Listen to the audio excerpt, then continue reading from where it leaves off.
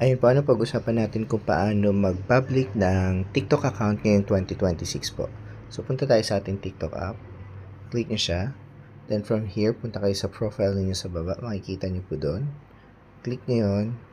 Then from here, punta kayo doon sa three line dito sa taas. Pag hindi pa po ganito yung inyo pong setting ng inyo pong TikTok, update your app po.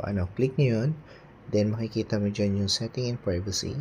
Sa baba, click nyo po yan. Then from here, makikita nyo na po yung privacy. Click po ulit yung privacy.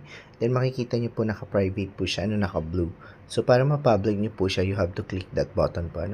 So ayan po, anyone will be able to follow you and view your public posts. Only you can do it with your videos. Only you can stitch your videos, blah blah blah. Okay, pindutin po natin yung switch.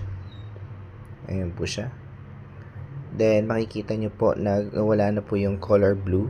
So, ibig sabihin po, naka-public na po yung ating pong account.